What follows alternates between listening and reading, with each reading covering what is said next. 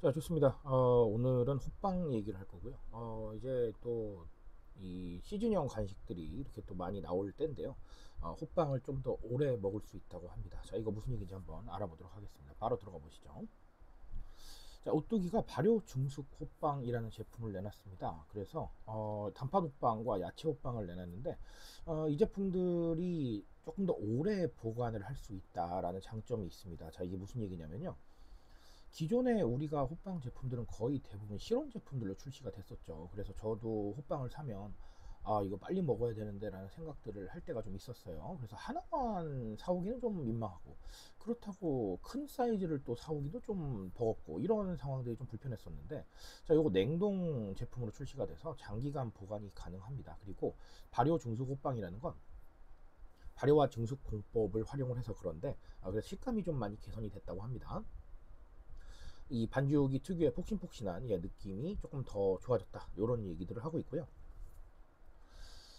자, 그러면 가끔씩 생각나는 게, 이렇게 시즌형 간식들의 제품이나 트렌드 얘기를 하다 보면 이제 시즌리스라는 트렌드가 있잖아요. 요즘 시즌 없다, 이런 게 있었는데, 그럼 요거하고는 어떻게 연관이 있냐라고 생각하실 수도 있는데, 뒤에 가면 제가 말씀드리겠지만, 그래도 역시나 시즌형 상품은 존재합니다. 그 이유는 왜 그런지 또 얘기를 해드릴게요.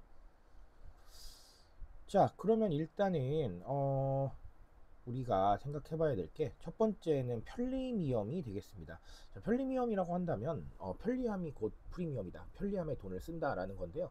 자, 이게 너무 편리한 게 뭐가 있느냐, 솔직히 말씀드리면 그런 건 아닙니다. 근데 제가 왜 편리미엄이라는 단어를 골랐냐면, 범대중적인 마케팅의 시작은 요즘은 문제 해결이에요. 저는 그렇게 보고 있어요. 트렌드가 그래요. 왜냐하면 사람들이 내 마음을 알아주는 것 같은 브랜드를 굉장히 열심히 찾거든요.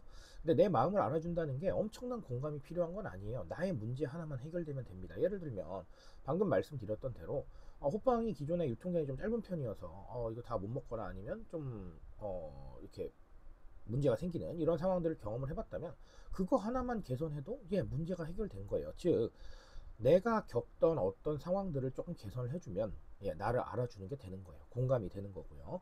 자, 그렇기 때문에 여러 가지 상황들을 우리가 생각해 볼 필요가 있겠다라고 말씀을 드릴 수 있을 것 같습니다.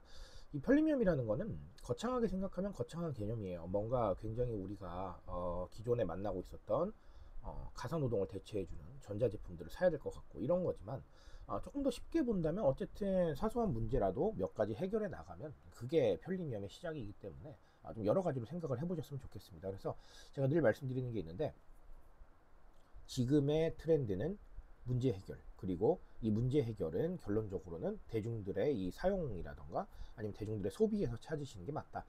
그러다 보면 작은 것들 하나라도 발견할 수 있을 텐데, 그 작은 것들이 바로 마케팅의 시작이다, 소통의 시작이고요. 자, 이렇게 말씀드리고 있습니다.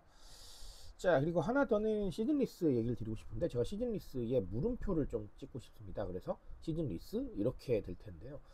시즌리스라고 해서 이제 개인의 취향에 따르다 보니까 사실 요즘은 시즌형 마케팅이 많이 좀 줄어든 상태죠.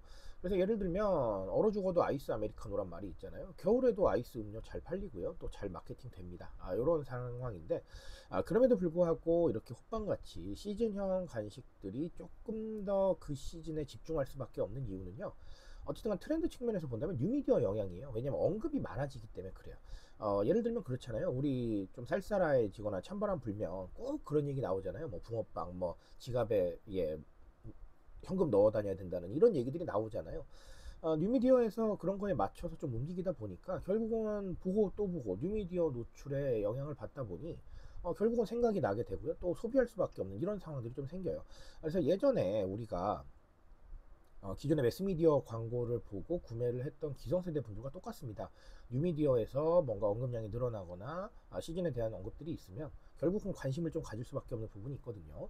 그래서 이런 것들 참고해 본다면 시즌리스라는 트렌드 맞긴 맞아요. 근데 뉴미디어 또 영향력이 있기 때문에 여기에 물음표를 살짝 찍으시는 것도 나쁘진 않겠다.